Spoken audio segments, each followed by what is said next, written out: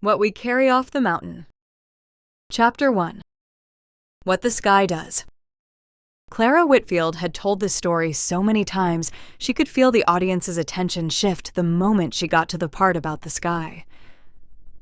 1998, she said, standing at the low stone wall above Moraine Park with 60 visitors fanned out in front of her, evening light gold and slanting across the meadow where a bull elk grazed, indifferent, a few hundred yards off.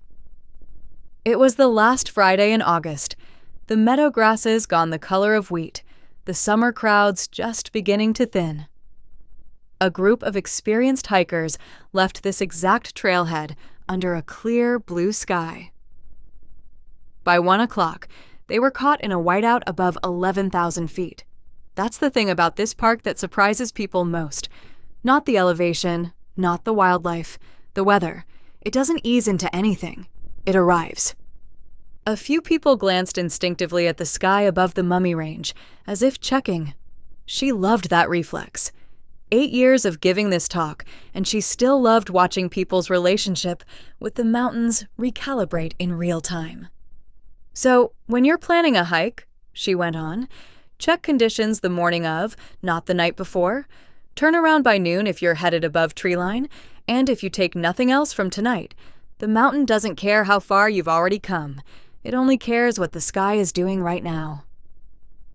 The talk wound down the way it always did, with a cluster of visitors lingering to ask about the elk, or the fire scars still visible on the far ridge from a burn a few summers back, or whether she'd ever seen a mountain lion.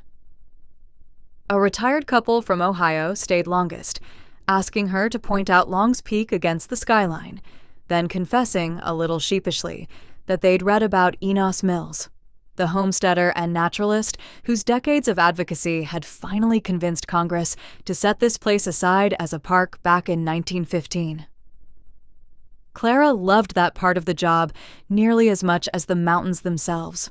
Watching two people who'd driven 1,100 miles realize that the meadow they were standing in had very nearly become logging claims and grazing allotments instead, saved by one stubborn man who believed certain places should belong to everyone or no one. She pointed them toward Trail Ridge Road, told them where to catch the alpenglow on the Never Summer Range if they timed the drive right, and sent them off toward their car with the quiet satisfaction of having handed someone a slightly larger version of the place than the one they'd arrived with. She answered the rest of the questions the same unhurried way she'd learned to over the years. Not because she had nowhere else to be, but because for a few minutes, being fully present with a stranger's curiosity about this place was the whole job, and she still found it a genuinely good one. By the time the meadow had emptied out, the light had gone from gold to the particular blue that settled over the valley in the last hour before dark, when the peaks along the Continental Divide seemed to hold the sun's warmth a little longer than everything below them. A small herd of cow elk had drifted down from the tree line while she talked, grazing now at the meadow's far edge with two calves picking their way along behind, still gangly, still new enough to the world that they startled at nothing in particular, and then forgot to be startled just as fast. Clara had lived here 8 years now, long enough that people in town had stopped asking if she was ever going back to wherever she'd come from. She was from Estes Park now, in the way the mountains had of absorbing people who arrived expecting a season and stayed for a life. She drove back down through town with the windows cracked, the last light catching the top floors of the Stanley Hotel up on its hill above Elkhorn Avenue, past the fudge shops and the taffy pullers and the little bookstore that never seemed to close, past a cluster of tourists walking off ice cream cones along the River Walk, past the elementary school and the turn for Trailhead Community Church, where Thursday morning's Bible study had spent an hour that week on Psalm 18, on the image of God as a rock, a fortress, a place to stand when everything underfoot gave way. Sandra Pratt, the pastor's wife, had made the point that a rock wasn't something you admired from a distance. It was something you were supposed to actually stand on, especially when you couldn't feel solid ground any other way. Clara had found herself nodding along with the rest of the women that morning, agreeing the way she always agreed with true things that hadn't yet been tested against her own life. At home, she watered the tomato plants she'd been neglecting all week, ate dinner standing at the counter because it felt like too nice an evening to sit inside for it, and carried a cup of tea out to the porch to watch the mountains do the thing they did every clear evening this time of year: hold the light just a little past when it seemed like they should, the peaks going rose and gold, while the valley floor had already slipped into shadow. It was, by any measure, an entirely ordinary Friday evening, the kind she'd stopped noticing as a gift somewhere around year 3 or 4, the way anyone stops noticing the specific goodness of a life they've simply started living. Her phone buzzed against the porch rail a little before 8. She almost let it go to voicemail. Dispatch calls after hours were usually routine. A car locked out at the Bear Lake trailhead. A visitor who'd wandered off trail and found their own way back before anyone needed to worry. But something in her, instinct maybe, or just 8 years of pattern recognition, made her pick up. Whitfield. Clara, it's Denise at Dispatch. Sorry to call so late. A short silence on the line that told Clara this wasn't a locked car. We've got a family that didn't check out of their backcountry permit today. Left the trailhead at Wild Basin yesterday morning. Father, mother, 2 kids, 7 and 9. Permit says they were headed for a 2-night loop. Due back this evening. Clara felt the small, cold drop in her stomach that came with every one of these calls. The one that never fully went away, no matter how many times she'd sat through it. Family means they're probably just running behind. Maybe, but there's a line of severe thunderstorms tracking in over the divide, moving faster than the forecast called for. Wind's already picking up on the west side, and this time of year, a system like this can bring more than rain and lightning. Up above treeline, it can drop below freezing and turn to snow, even in August, if they're still out there when it hits. I know. Clara was already reaching for the notepad she kept by the door, the one she used for exactly this kind of call, the first draft of whatever she might eventually have to say to a camera. Who's coordinating? They're pulling the team together now. You'll probably get a call from Hugh Mercer within the hour. He's already at the office pulling maps. Of course he was. Clara had learned, over the handful of searches she'd stood alongside him for, that Hugh Mercer was reliably the first person in a building and often the last one to leave it, whatever the season, whatever the odds. Let me know the second you have anything, Clara said. I'd rather build the first statement slow and right than fast and wrong. She hung up and stood for a moment on her porch, looking west past the dark shape of the house next door, toward the ridgeline where the last color was draining out of the sky. Somewhere above 11,000 feet, past the shelter of the trees, a family was out there in the dark with a mountain that, as she'd told 60 strangers only a couple of hours earlier, did not care how far they had already come. She thought of the psalm again. The Lord is my rock, my fortress, and found, standing there with the wind starting to pick up even down here in the valley, that she wasn't ready yet to know whether she believed it the way Sandra meant it, or only the way she'd always said it. She went inside and worked the phone for the better part of an hour, the church prayer chain first, then a rough draft of language she might need by morning, tried and rewritten twice before it sounded like something she could actually stand behind. She was still at her kitchen table when Diane Ferris called a little before 9. We're standing up the command post for the night, Diane said.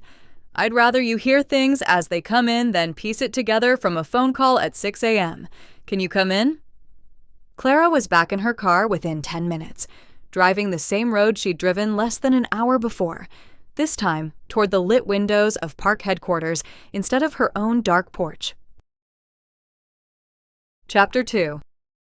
What 9 years teaches you.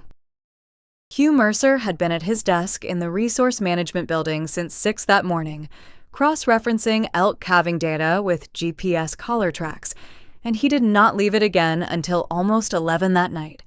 He'd taken Denise's call at his desk, still surrounded by half-finished spreadsheets, and by the time he hung up, he was already pulling the Wild Basin quad map from the flat file without quite remembering standing up to get it.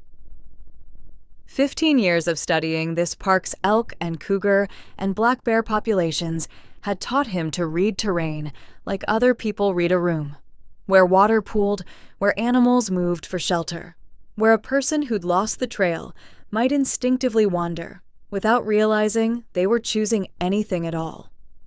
9 of those 15 years coordinating search and rescue had taught him something else, that the first 2 hours of any search mattered more than the next 20, and that the people who did this work well were the ones who could hold urgency and patience in the same hand without either one canceling out the other. By the time he reached the command post, a repurposed conference room at park headquarters that still smelled faintly of the coffee from that afternoon staff meeting, 3 other rangers were already there, and the phone lines to Larimer County Search and Rescue and the Colorado Search and Rescue Board were lighting up with people asking what they needed to bring. "Talk to me," he said to Diane Ferris, the park's chief ranger, who'd beaten him there by 10 minutes. Halstead family, Grant and Aaron, and 2 kids, Caleb's 9, Josie's 7. Permit had them looping back through Ouzel Creek today. No contact since they left the trailhead yesterday morning. Diane slid a printout across the table. Last confirmed sighting was another party who passed them near Bluebird Lake around noon yesterday. Nothing since. Hugh studied the map, tracing the loop with 2 fingers, feeling the terrain the way he always did. Not as lines on paper, but as actual ground, actual exposure, actual places a family with young kids might have gone right or gone wrong.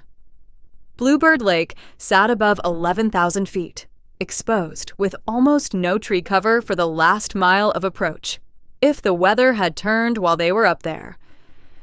"Storm fronts already stronger than forecast," said Tomas Reyes, the park's other climbing ranger, looking up from his laptop. "Gusts over 50 on the ridgelines by midnight, temps dropping into the 30s. With 2 kids, no cover. Wet gear." Hugh didn't finish the sentence. Nobody in the room needed him to. He picked up the radio and started making the calls that had become as familiar to him as his own name over 9 years of this work. Larimer County SAR, whose volunteers would start assembling gear within the hour and be ready to move at first light. The interagency helicopter crew, on standby pending weather. The dog handlers, whose scent teams would need something of the families to work from. None of it was his to command exactly. The park staff would lead the search on its own ground, and everyone else would fold in around them, each team bringing what the park alone didn't have enough hands to provide. But someone had to hold the whole shape of it in their head at once, had to know who was moving where and why, and for 9 years now, that someone had usually been Hugh. It was well past 10 when Clara found him in the hallway outside the command post, notepad in hand, looking like she'd been driving on nothing but coffee and the specific tension of a person trying to think 3 steps ahead of a story that hadn't happened yet. "Denise said you'd be here," she said. "I need whatever you can give me. Not for release, just so I know what I'm dealing with before the first camera shows up tomorrow." "You're dealing with a family of 4, weather that's about to get worse than forecast, and terrain that doesn't forgive much above 11,000 feet. Hugh leaned against the wall, tired in the specific way that came from adrenaline with nowhere yet to go. "That's the truth of it, Clara. I won't hand you anything prettier than that." "I'm not asking for pretty, I'm asking for accurate." She looked at him for a moment, and something in her face eased slightly.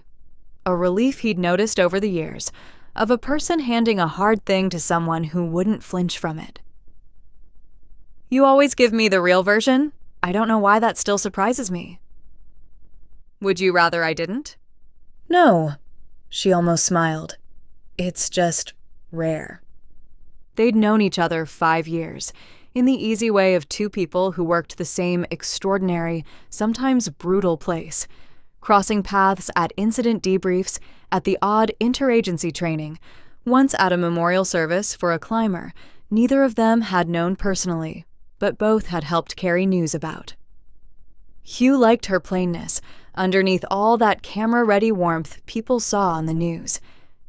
He liked that she asked him real questions and could actually hear real answers. "What do I tell people tomorrow morning?" she asked.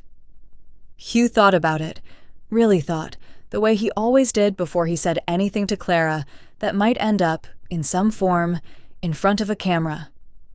"Tell them we've initiated a full search with mutual aid support, that terrain and weather are significant factors, and that a coordinated, experienced team is doing everything possible."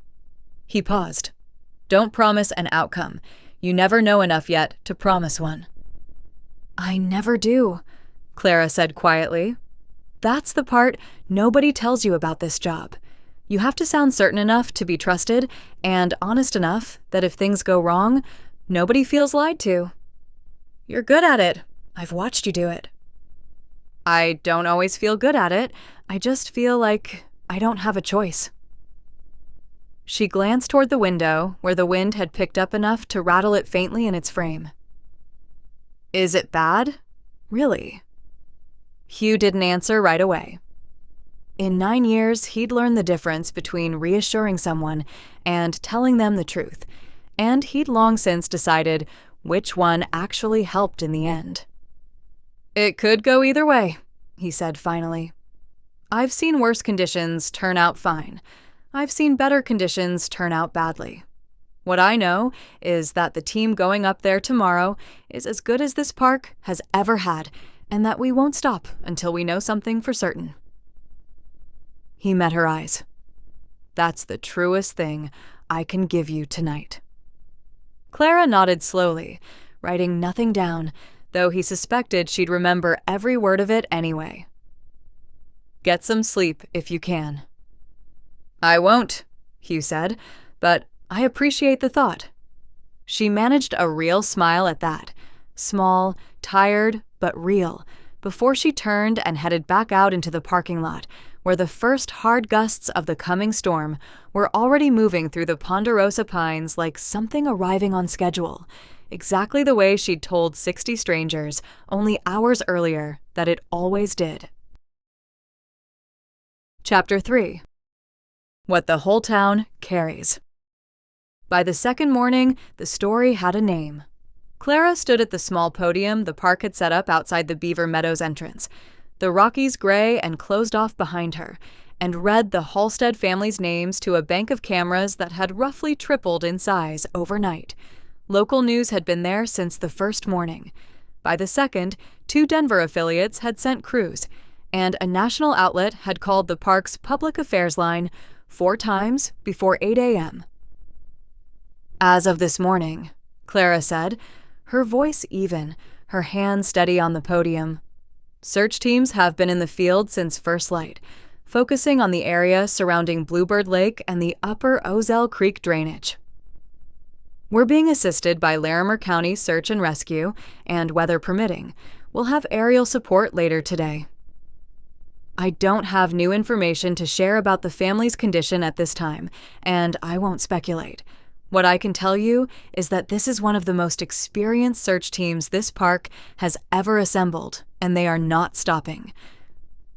A reporter she didn't recognize raised a hand. "Is there any chance they're already—" He didn't finish it, but everyone understood the shape of the question anyway. "I'm not going to answer a question built on an assumption none of us have any reason to make," Clara said, and heard her own voice hold, though something under it did not.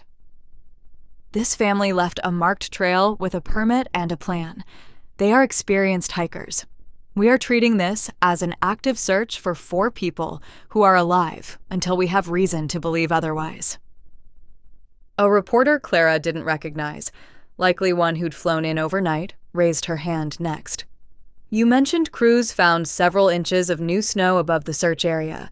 It's the end of August. Is that normal?" "It surprises people almost every year," Clara said. "A lot of this park sits well above 11 and 12,000 feet, and at that elevation, freezing temperatures and snow are possible in any month, including August. The storm that moved through Friday night into Saturday dropped several inches above treeline, and that's part of what's made conditions so difficult for our search teams." She'd practiced the sentence the night before, lying awake, turning it over until it sounded like conviction instead of hope, dressed up as conviction. She still wasn't sure which one it actually was. The search itself, she knew from Hugh's 6 a.m. call, had turned up nothing overnight but a single confirmed footprint near the lake's outlet, half filled with new snow by the time the team reached it. The storm that had rolled in 2 nights ago had dropped 4 inches above 11,000 feet and driven wind gusts hard enough to ground the helicopter until at least mid-afternoon. Dog teams from Larimer County had been in since dawn, working a scent article from a jacket Aaron Halstead's sister had overnighted from Denver. Nobody had said the word hypothermia out loud yet, but everybody in that command post was doing the math on the temperature and the hours anyway. By that evening, half the town of Estes Park seemed to have found some way to be part of it. The grocery store had a sign-up sheet for search team meals taped to the register. A man Clara vaguely recognized from the hardware store had spent the day driving thermoses of coffee up to the trailhead staging area, unasked, because it was the only thing he knew how to do with the helplessness. And at 7 o'clock, Trailhead Community Church filled almost to capacity for a prayer vigil that Pastor Owen Pratt had announced from the pulpit that morning, without knowing whether anyone would come. Nearly everyone came. Clara slipped in near the back, still in her uniform, unable to change out of the day before she'd fully left it.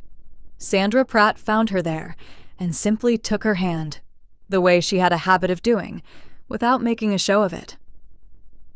Owen kept his remarks short. He didn't try to explain the unexplainable, didn't offer certainty he had no right to offer. He read from Isaiah, the passage about passing through the waters and not being overwhelmed by them, about walking through fire without being consumed. Not as a promise that nothing bad would happen, he said, but as a promise about who stayed present in the middle of it, whatever the ending turned out to be. "We're not here tonight because we know how this ends," Owen said, looking out over a room that included people Clara knew belonged to no church at all. People who'd simply needed somewhere to put the weight of the last 2 days. "We're here because we believe God is present in the not knowing, same as he'd be present in the good news, if it comes. So we're going to pray for that family on the mountain, and we're going to pray for the men and women looking for them, and then we're going to go home and let the ones who can sleep, so they can go back up there tomorrow." Clara prayed with her eyes open more than closed that night, watching the bowed heads around her, wondering, not for the first time in her life, but for the first time with this much at stake, whether she trusted the words she was praying, or whether she was simply saying the only thing she knew how to say into a silence this large. She found Hugh afterward in the church parking lot, leaning against his truck with his arms crossed against the cold, waiting on nothing in particular except maybe not wanting to go home yet. "I didn't expect to see you here," she said. "I figured you'd be up at the staging area." Teams stood down from pushing further into that terrain till first light, too dangerous to move through the backcountry blind, especially with this wind. But Command Post doesn't stop, just because the teams do. They'll spend tonight working out where these 4 are most likely to actually be, based on everything we know about how lost hikers move, so we're not searching blind again, come morning. "How'd the briefing go?" "I told 200 cameras that this family is alive until we have reason to think otherwise."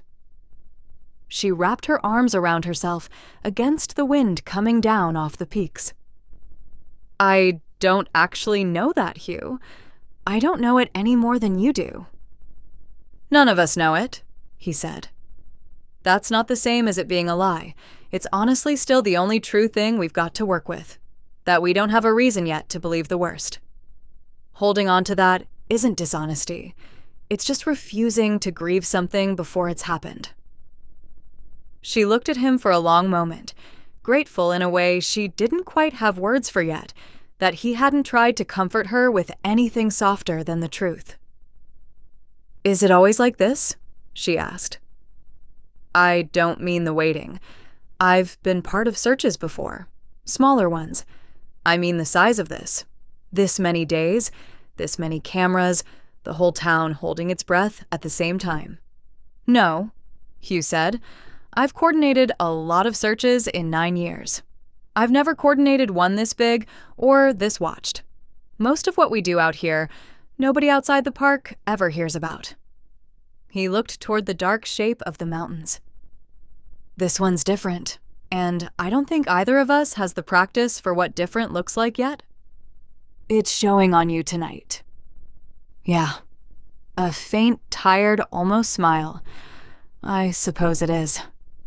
They stood there together a moment longer, two people who'd spent 5 years crossing paths at the edges of other people's emergencies, both aware, in some unspoken way, neither of them reached for yet, that something about standing in this particular parking lot, on this night, felt different than all the ones before it. Go home, Clara, Hugh said finally. Sleep, if you can. Tomorrow's going to ask a lot of both of us. She did go home. She did not sleep much.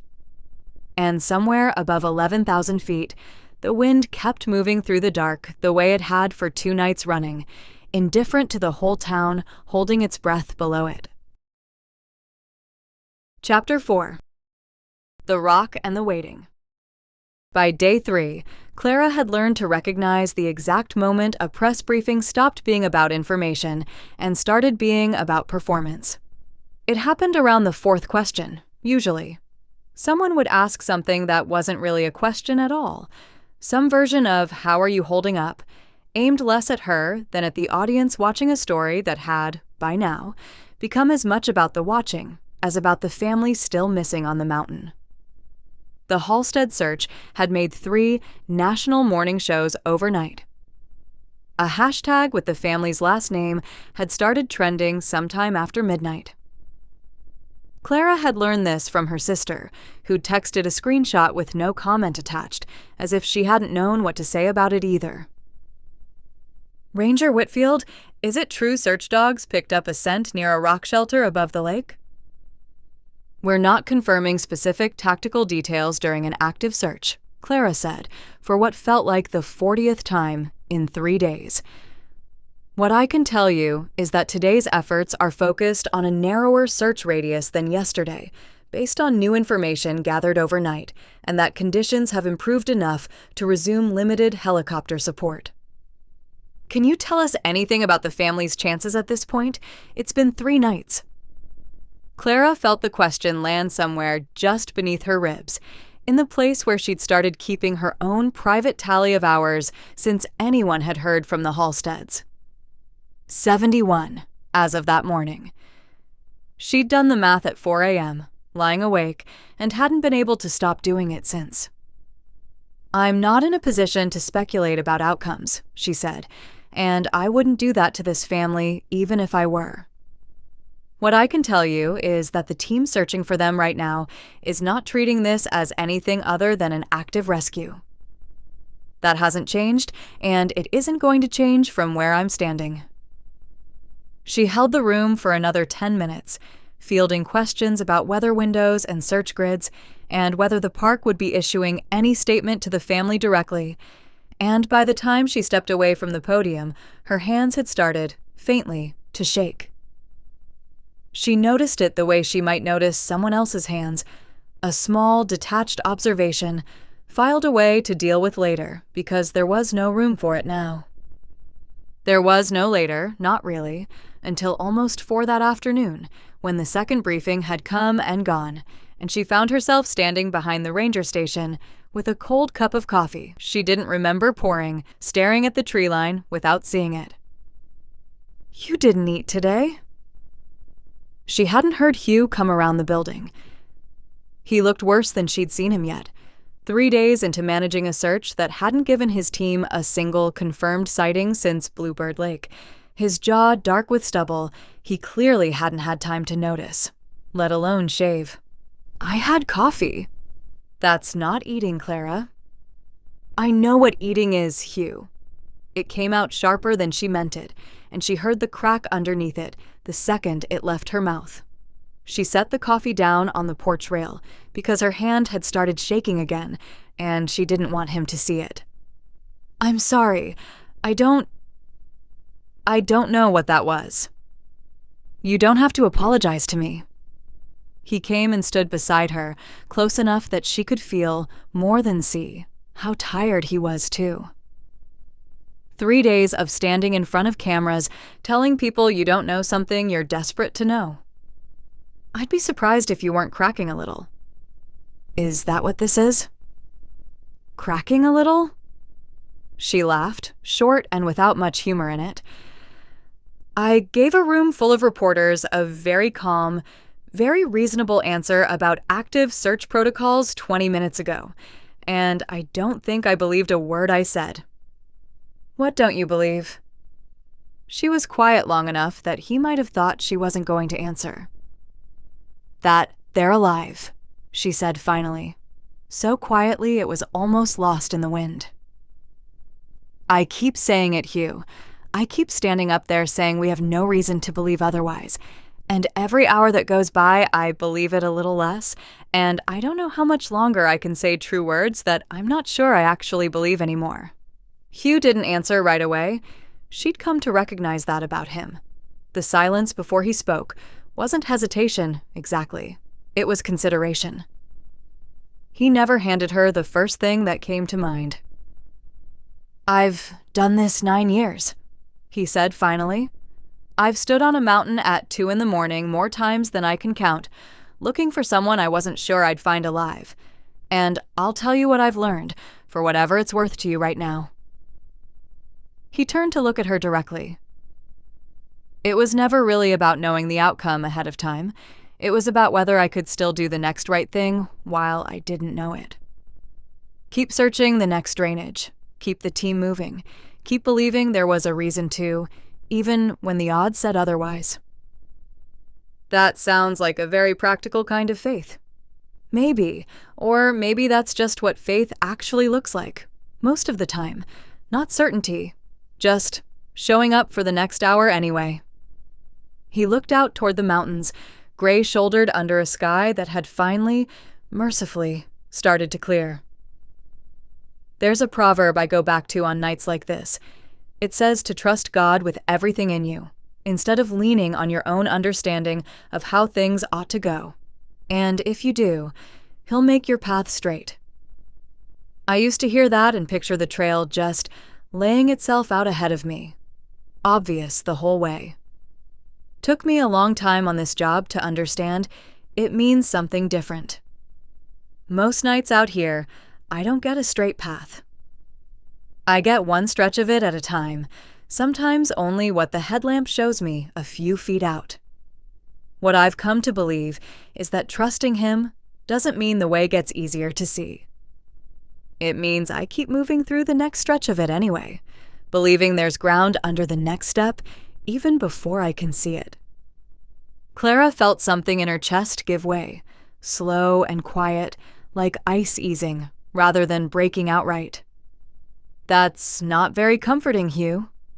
"No," he agreed, "but I think it might be true, and I think you'd rather have true than comforting. You told me that yourself, 3 nights ago." She looked at him for a long moment, and something passed between them that neither one named. Not yet, not with a family still missing on a mountain and only a few hours of daylight left to search it. But she felt it anyway, steadying her more than the coffee had, more than anything she'd told the cameras that day. "Go back up there," she said finally. "Find them, Hugh." "That's the plan." He held her gaze a second longer than the moment strictly required. "Get some rest if you can. Tomorrow's going to be a long one." He was right, though neither of them knew yet how long or in what way. By the time the light failed that evening, one of the ground teams had found a shred of blue fabric snagged on a branch a quarter-mile below the rock shelter the dogs had circled twice. Close enough now that Hugh radioed it in with something in his voice that wasn't quite hope. Not yet, but was no longer only dread either. Clara heard about it at 9 that night, standing in her kitchen with the phone pressed hard against her ear. And for the first time in 3 days, she let herself cry. Not for the cameras, not for the town, not even for the family she hadn't met. Just for herself, and for how much she wanted, more than she'd wanted almost anything in years, to believe the words she kept saying were still true. Chapter 5. What the Mountain Gave Back. The dog alerted at 6:40 that morning, 40 yards above the rock shelter the team had circled twice the day before, and Hugh knew from the handler's voice on the radio, tight, fast, trying not to sound like anything yet, that this was different from every alert of the last 3 days. He reached the shelter 11 minutes later, lungs burning from the climb, and found Thomas already on his knees at the mouth of a shallow overhang formed by 2 boulders leaning together, half buried under 3 days of storm debris and old snow. Thomas looked up at him with an expression Hugh had seen only a handful of times in 9 years. The specific, disbelieving relief of a face that hadn't let itself hope until the exact moment hope became fact. "They're alive," Thomas said. "Hugh, they're alive." Caleb Halstead, 9 years old, was curled against his sister with his jacket zipped around both of them, dehydrated and shaking and blinking against the daylight like something that had forgotten it existed. Josie, 7, was barely responsive, but breathing, her small chest rising and falling in a rhythm that Hugh would remember for the rest of his life as the best thing he had ever watched. Behind them, further back where the boulders leaned lowest, Thomas found Aaron, hypothermic, barely conscious, one arm still looped around Josie even in whatever half-waking state had carried her through the night. Caleb could barely manage his own name, but he wouldn't let the medic near him until he'd pointed toward his mother and gotten out the only sentence he seemed to have left. "She won't wake up," he kept saying. "She won't wake up." They moved to her first. When the medic said her name, Erin's eyes opened, unfocused, and the first thing she managed, her voice barely a whisper, was to ask how her children were. They were able to tell her, cold, frightened but breathing, right there beside her. What Hugh could not yet tell her, what none of them had found yet, and what sat now like a stone in his chest as the helicopter finally lifted off with 3 of the 4 Halsteads aboard, was where Grant was. The news reached Clara before the official notification did, the way it always seemed to in a town this small. A text from Denise, 4 words long. All 3 found alive. She was standing in her kitchen with her hand pressed over her mouth before she'd even finished reading it, and by the time the second text came, more detail this time, Aaron hypothermic but stable, the children shaken but responsive. She was already crying, unguarded, the way she hadn't let herself cry in front of anyone in 3 days. She made it to the command post in 11 minutes. By the time she arrived, half the staff who weren't out on the mountain were standing in the parking lot, and someone, she never found out who, had started ringing the old bell mounted outside the historic ranger station, the one that hadn't been used for anything but ceremony in years. It rang for a long time.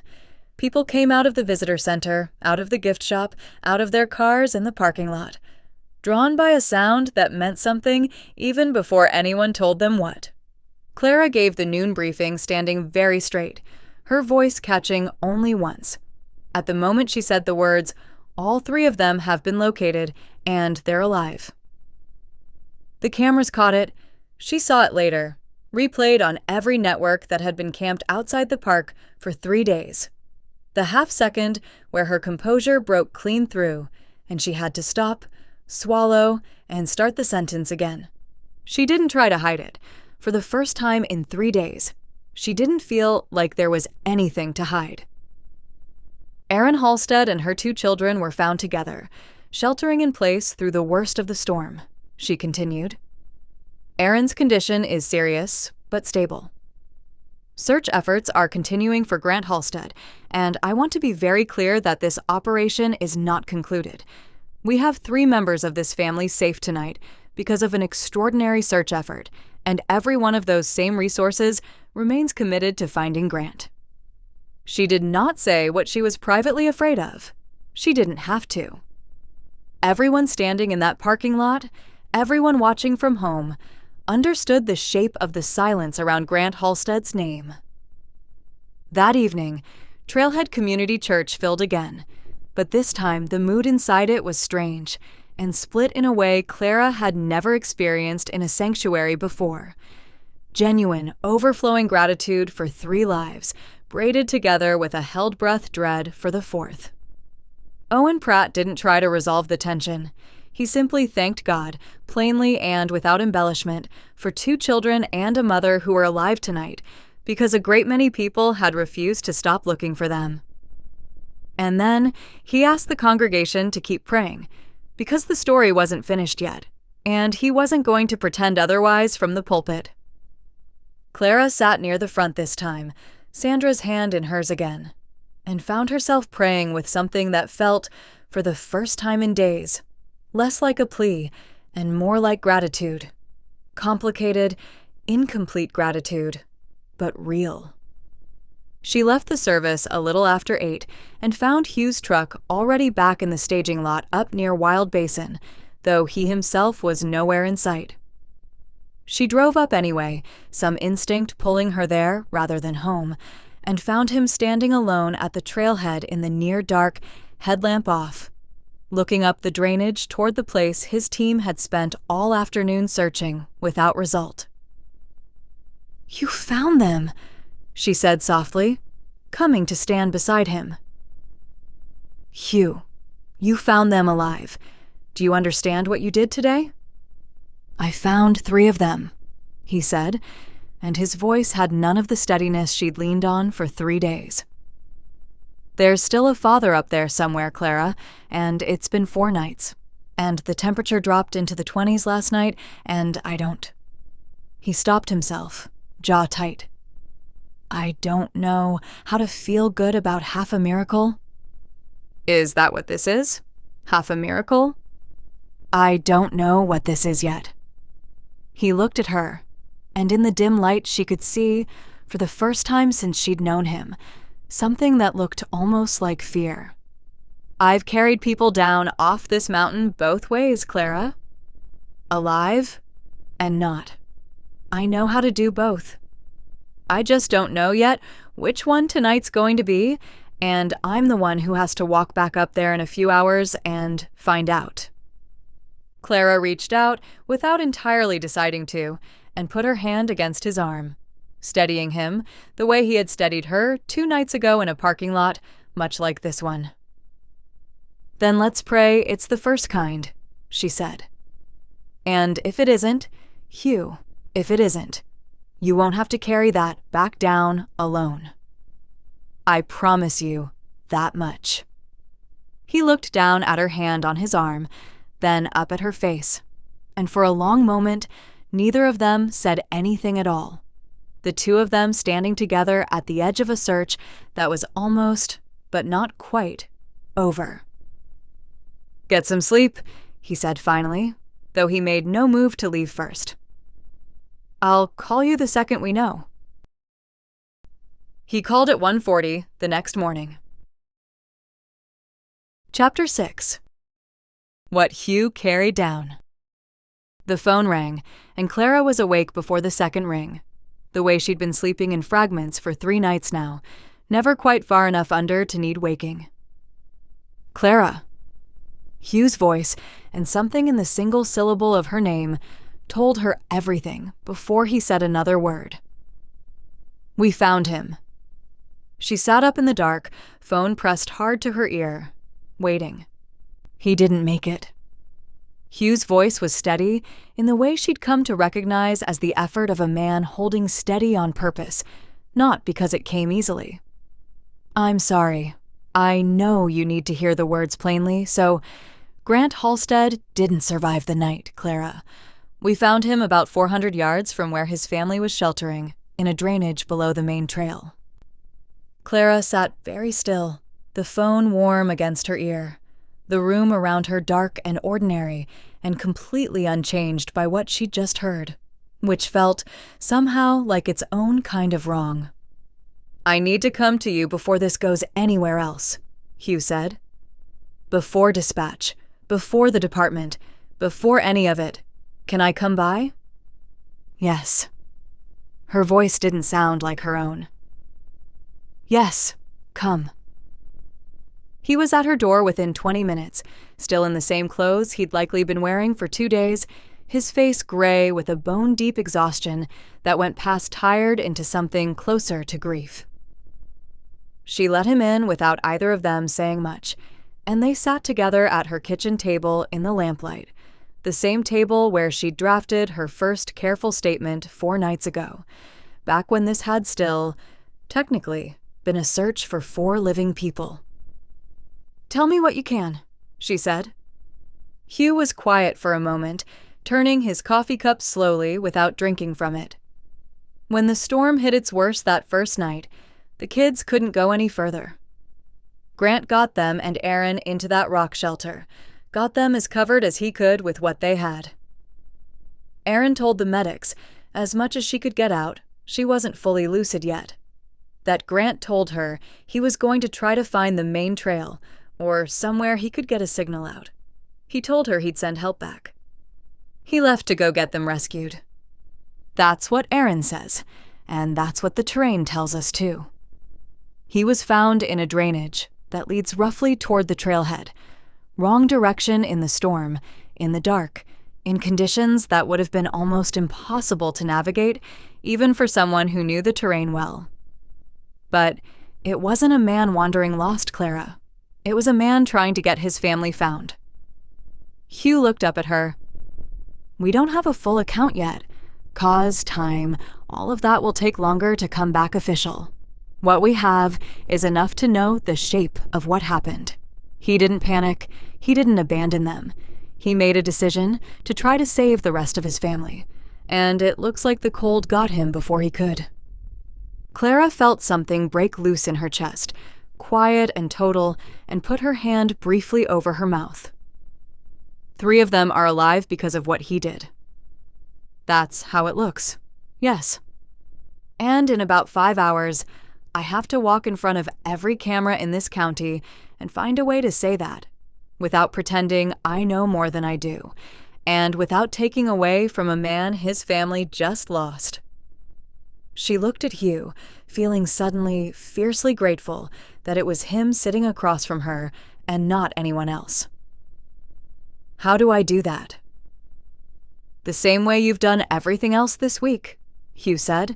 You tell them the true thing you actually know, plainly, and you don't reach past it for anything you don't. They sat together a while longer, not saying much else, the kitchen lamp the only light in the house, until the sky outside had gone from black toward the first gray edge of morning, and Hugh finally stood, because there was still work waiting for him too, a family to notify formally, a recovery operation to close out, however many more hours of a day that had already asked too much of him. At the door, he stopped. You did nothing wrong this week, Clara. Whatever you feel walking out there this morning, you didn't fail anybody. You told the truth every single day, right up until the truth turned out to be the hardest version of itself. Neither did you, she said. Hugh, you found 3 people alive on a mountain in a storm that killed a 4th. That's not a failure. Her voice caught. That's about as close to a miracle as this world hands out most days." He held her gaze a moment longer than either of them quite accounted for, then nodded once, and left her standing in her doorway as the sky went the color of an old bruise over the peaks to the east. The 7 o'clock briefing drew the largest crowd of cameras yet. Word had already begun to leak by then, the way it always did, half-formed and inaccurate in places, and Clara knew her job that morning was to give the whole town, and now apparently the whole country, something true to hold on to instead. She had rewritten her statement 4 times before dawn and still wasn't sure the 5th version was right, but she stood at the podium anyway, hands steady on the wood, and said the words slowly enough that no one could mistake them for anything other than what they were. Early this morning, searchers located Grant Halstead. I'm devastated to share that he did not survive. She paused, letting that land, refusing to rush past it the way some instinct told her the cameras wanted her to. What I can also share is this. Based on what his wife has been able to tell investigators, Grant left the shelter where his family had taken cover in the middle of a severe overnight storm in an attempt to reach help for his wife and children. Rescue teams located him some distance from where the rest of his family was found, in the direction of the main trail. I want to be honest that we don't yet have a complete account of what happened in his final hours, and I won't speculate beyond what we actually know. But what we do know is this. His wife and 2 children are alive this morning, in large part because of choices he made in the worst conditions imaginable.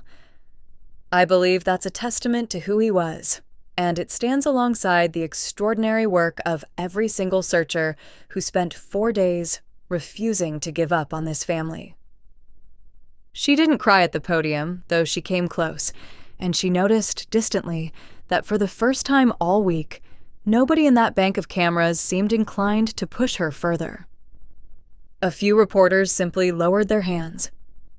Somewhere behind her, she heard someone, she never found out who, quietly crying. She finished the briefing, answered what needed answering, and walked back into the ranger station on legs that didn't feel entirely like her own, and it was only once she was alone in the small office they'd let her use all week that she allowed herself to sit down at the desk and put her face in her hands. 3 lives saved. 1 life gone in the act of trying to save them.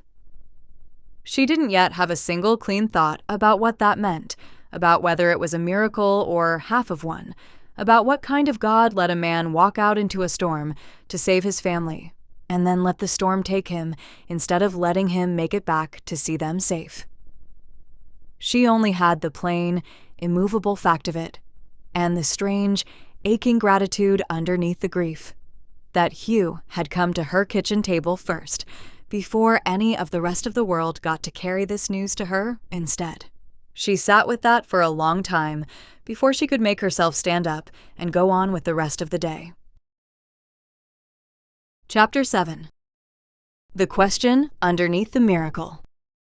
By Friday, the story had moved from every local outlet to nearly every national one, and Clara had stopped being able to tell, scrolling through it late at night when she should have been asleep, which parts of the coverage were actually about the Halstead family, and which parts were about the country's need to feel something large and clean out of what had happened on that mountain. The headlines split almost evenly down a line she hadn't expected. Half of them used the word miracle without hesitation. 2 children found alive after 4 nights of exposure. A mother pulled back from hypothermia's edge. A story tailor-made for the kind of hopeful segment networks like to run before cutting to commercial. The other half ran alongside them, quieter, heavier. A father lost trying to save the family he could not, in the end, come home to. Both were true. Clara understood, reading them side by side at her kitchen table with a cup of coffee gone cold beside her laptop. That both being true at once was exactly the problem nobody quite knew what to do with. The park's public inbox had become something she dreaded opening and could not stop opening anyway.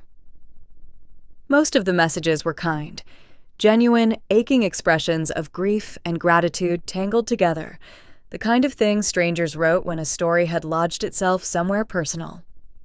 But underneath the kindness ran a current of something else. Questions that arrived again and again in different handwriting, different phrasing, the same shape every time. Why were the children spared and the father wasn't? Is it really a miracle if only 3 out of 4 came home? What do you even tell a 7-year-old whose daddy isn't coming back? Where's God in that?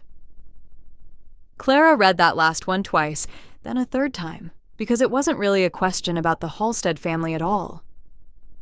It was the question she'd been carrying since 1:40 that Wednesday morning, dressed up in someone else's words, asked by a stranger who had no idea she'd been asking it herself for 2 days straight. She'd given her statement at the podium, a testament to who he was, and she'd meant every word of it when she said it. She still believed it in the plain, factual sense. Grant Halstead had walked into a killing storm to try to save his family, and his family was alive because of it. That much was simply true.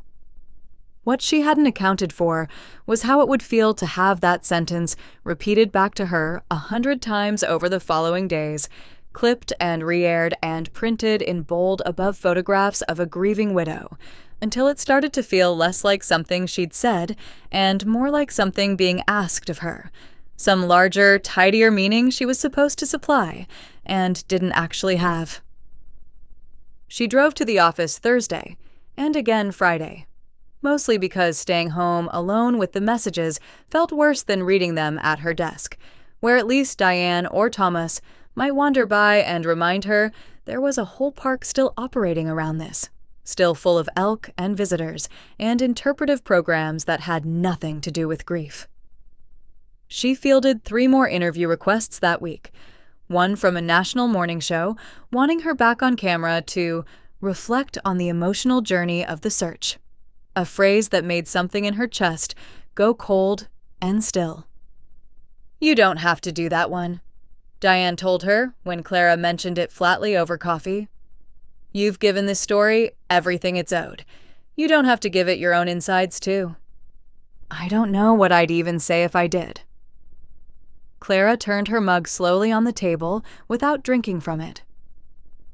Everyone wants the version where it makes sense, where there's a lesson in it, some clean reason God let 3 of them live, and not the 4th. I keep waiting to find that version so I can say it and mean it, and I haven't found it yet. "Maybe it's not there to find," Diane said. "Maybe some things just are what they are, and the finding isn't the point." Clara didn't have an answer for that either. She thought about it on the drive home, past the turn for Trailhead Community Church, where a small handwritten sign near the road now read, "Praying for the Halstead family." Put up sometime in the last 2 days by someone she'd probably never know. She thought about it standing in her kitchen that evening, looking at nothing in particular. The way she'd caught herself doing more than once since the search had ended. A text came in from Sandra Pratt around 7. Aaron and the children were released from the hospital today. Staying with her sister in Denver for now. Funeral for Grant is set for next Saturday, here in town. His family wanted it near where he died, trying to save them. Praying for you too, Clara. You carried more than anyone outside this ever saw. Clara read it twice, felt her eyes go hot, and set the phone down on the counter without answering right away. She thought about the questions in her inbox, the ones she couldn't answer with a press statement no matter how carefully worded. She thought about Grant Halstead, a man she had never met, walking out into a storm because it was the only thing left he could do for the people he loved. She thought about a 7-year-old girl who would grow up knowing her father had died in the dark, trying to save her, and she thought, for the first time, letting the thought stand there fully instead of pushing it away, that she did not actually know what she believed about any of it, Not the theology of it, not the fairness of it, not what a good God had to say to a child in that particular kind of loss. She had said the true thing at the podium. She still wasn't sure it was the whole thing, or whether there was a whole thing to find it all. She picked her phone back up a little after 8 and called Hugh, not entirely sure what she meant to say once he answered. "I keep thinking there's supposed to be an answer somewhere in all this," she said when he picked up. "Something that makes it make sense. And I can't find it, Hugh. I've looked all week, and I can't find it." There was a small silence on the line. Not distance. Just Hugh choosing his words the way he always did. "Maybe we don't go looking for the answer tonight," he said finally. "Maybe you just come sit with me down by the river a while, and we let it be as unresolved as it actually is." "I don't think I've got the answer either, Clara. I've just got a little more practice sitting in the not having one." "That's not much of an offer." "No," he agreed. "But it's an honest one. Come on, Fall River's running loud this week. Good place to not have answers together." She was in her car within 10 minutes. Chapter 8. What the River Doesn't Rush. Hugh was already sitting on the low retaining wall along the Fall River when Clara pulled in, elbows on his knees, watching the water move fast and white over its rock bed in the near dark. The river ran loud this time of year, swollen with the last of the season's snowmelt, and Clara understood, sitting down beside him, why he'd chosen it. Some sounds were loud enough to think next to instead of against. "I don't know what I came here to say," she admitted after a while. "You don't have to know," Hugh said. "That's kind of the point of coming here, instead of somewhere you'd have to perform having it figured out." They sat quiet for a stretch, watching the water, and Clara found something in her chest loosen slightly, just from the not having to fill the silence. Eventually she said, "I keep thinking about that little girl, Josie, 7 years old, and someday somebody's going to have to explain to her why her father isn't at her graduation, her wedding, whatever it is, and I don't know what a good answer to that even sounds like. I'm not sure there is one." "There isn't," Hugh said. "Not one that fixes it anyway. I learned that a long time ago, doing this job. You go looking for the sentence that makes it not hurt, and it doesn't exist. Every explanation I've ever heard, including the ones I've told myself, still leaves the hurt standing right there afterward, same size as before." "That's not very reassuring, Hugh." "No," he said. "But I think you already know that, or you wouldn't be sitting out here with me instead of at home rehearsing something for the cameras." He turned to look at her. "I'm not going to hand you a tidy verse and tell you it settles the account, Clara. I don't think it does. What I can tell you is what's kept me on my feet. 9 years of doing this, watching people live through the very worst thing that could happen to them, and some of them not making it, and some of them making it in pieces. It's not that I've got an answer for the why. It's that I've come to believe, slowly, stubbornly, that God doesn't ask me to have the answer before he asks me to stay present in the not having it. Same as I told you a few nights ago. I don't think that's changed just because it got harder." Clara looked out at the water a long moment. "Do you actually believe that? Or is that just something you say because it's the only thing left to say?" "Both, some nights," Hugh admitted, and something in the honesty of it landed harder than any polished answer would have. "Tonight, I think I mostly believe it. Ask me again some other night, and I might tell you I'm not sure." He looked at her. "I think that's just what faith actually is, most of the time. Not a fixed thing you arrive at once, a thing you keep choosing, even on the nights it doesn't feel settled." They talked a long time after that, not about theology exactly, but about the week itself, about the specific things each of them had carried that the other hadn't fully known about until now. Clara told him about the messages in her inbox, the ones that asked the question she couldn't answer. Hugh told her, for the first time, about a rescue 8 years back, before she'd known him, where he hadn't gotten there in time at all, and what that had done to him for the better part of a year afterward, and how it was Owen Pratt, of all people, who'd finally said something to him that stuck. What did he say? That grief and faith aren't opposites, that you can hold both hands full at once. Hugh looked down at his own hands, loosely clasped between his knees. Took me a long time to actually believe that, instead of just repeating it. By the time Clara drove home that night, something between them had shifted in a way she couldn't have named precisely, only felt. Not the relief of an answer, but the quiet, sturdy comfort of not carrying the question alone anymore. She took Sandra Pratt up on an invitation a few days later, a standing one, offered gently after the Thursday Bible study, to come by the house anytime she needed to talk that wasn't Bible study talk. Clara found herself on the Pratts' front porch on a Tuesday evening with a cup of tea going cold in her hands, telling Owen and Sandra, in a way she hadn't quite managed with anyone else, the whole shape of what she'd been carrying since the podium. Owen listened the way he always did in these moments, without rushing to fill the space the second she stopped talking, without reaching for a verse to patch over what she'd said. "I'm not going to tell you God's ways make sense the way we'd want them to," he said finally. "I've buried too many good people to pretend that's true. But there's a passage in Lamentations I go back to more than almost anything else in Scripture for exactly this kind of week.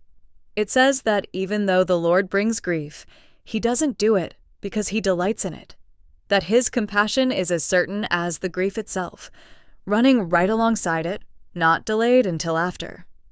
He set His own cup down. I don't think that answers your question, Clara. I think it just tells us where God stands while the question's still open, which is closer to us, not further away." "That's what Hugh's been telling me too," Clara said, "more or less." Sandra smiled slightly, reaching over to squeeze Clara's hand where it rested on the porch rail. "He would.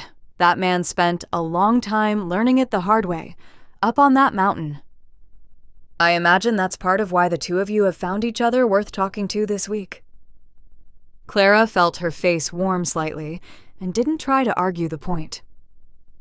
"For what it's worth," Owen added, "I don't think you're supposed to have this figured out 3 days after it happened. I've been doing this 30 years, and there are things I still haven't finished wrestling with. That doesn't make your faith weaker, Clara. It might just mean it's finally being tested against something real, instead of just talked about on a Thursday morning." Clara drove home that evening with the tea gone fully cold and untouched in the cup holder, and found, for the first time in over a week, that some of the weight she'd been carrying had shifted from crushing to merely heavy. Still there, still real, but no longer sitting on her chest quite the way it had been. She thought, pulling into her driveway, that she still didn't have an answer. She thought, going inside, that maybe Owen was right, that not having one yet wasn't the failure she'd been treating it as. Chapter 9. What the Season Turns Toward. By mid-September, the meadows below Deer Ridge had filled with a sound Clara looked forward to every year without fail. The long, rising bugle of bull elk calling across Moraine Park in the blue hour before dark, echoing off the valley walls until it seemed to come from everywhere at once. The aspens on the hillsides above town had started their slow turn, gold working in at the edges of green like something catching light from underneath. Visitor numbers had thinned with the change of season, and the park had settled, gradually, back into its ordinary rhythms. School groups on field trips, retirees with spotting scopes parked along Route 34 at dusk, the particular hush that came over the valley once the summer crowds thinned out. It didn't feel, entirely, like the same park it had been 3 weeks ago. Clara noticed it in small things. The way Denise at dispatch still paused half a second before answering the phone some days. The way the whole staff had gone quieter and gentler with each other since the search, as if something in the building itself remembered what it had lived through. Erin Halstead came back to Estes Park on a Tuesday afternoon in late September, with Caleb and Josie in the back seat of her sister's car, and asked, through Diane, whether she might have a few minutes with the people who'd searched for her family. They gathered at the ranger station: Hugh, Thomas, Diane, a handful of the Larimer County volunteers who could make it on short notice, and Clara, standing a little apart, unsure whether she belonged in this particular room, but unwilling to miss it either. Erin looked thinner than her photographs, older around the eyes in a way 3 weeks couldn't fully explain, but steadier than Clara had expected. Caleb stood close beside her, solemn and careful, the particular watchfulness of a 9-year-old who'd learned something about the world no child should have to learn that young. Josie held her mother's hand and looked mostly at her shoes, until Hugh crouched down to her level and asked gently whether she remembered him. "You found us," Josie said. "We did," Hugh said. "Your brother kept you warm. You know that? He did a really brave thing, keeping you close like that."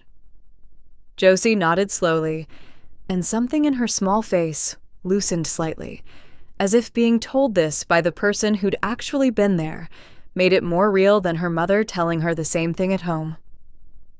Erin spoke for a while, thanking each of them by name where she could, her voice catching more than once, but never fully breaking. And then, toward the end, she said the thing Clara understood. Watching her say it had cost her something to decide to share. "I want you to know what he told me," Erin said, looking mostly at Hugh, though the words seemed meant for the whole room. "Before he left the shelter. I've thought about it every day since, and I think you all should have it too, since you're the ones who went out looking for him because of it." The room went very still. "He told the kids it was going to be an adventure story someday," Erin said. "That's exactly what he said. This is going to be the best story you ever tell. And then he told me, quietly, so they wouldn't hear the different tone of it, that he was going to find the trail and get help, and that I needed to keep them warm and keep them talking and not let them fall asleep too deep." He kissed each of them on the head. "He told Caleb he was in charge of his sister until he got back." Her voice wavered, held. "And then he told me he loved me. And he left, and I watched him go until I couldn't see him anymore in the snow." Nobody in the room spoke for a long moment. Clara felt her own eyes go hot and did not try to stop it this time. "He didn't panic," Erin said. "Whatever anybody wants to say about that night, I need people to know that. He was calm, he made a plan, he believed it was going to work." She looked around at the searchers gathered in front of her. "And because of what you all did, because you didn't stop looking even after, I get to tell my children, when they're old enough to really understand it, exactly what their father did for them, instead of just that he didn't come home." Clara didn't trust her voice enough to speak, so she simply stepped forward with the others and let Erin Halstead take her hand, and held it. She told Hugh about it that evening, the two of them walking along the Fall River path in the last long light of the day, the water lower now than it had been during the search, running clear and cold over stones gone the color of the changing hillsides above them. "I keep thinking about the part where he told the kids it would be the best story they ever told," Clara said, "that he thought about them, even in that moment, before anything else." "That sounds like the kind of man he was," Hugh said. "From everything I've heard since, not the kind who panics.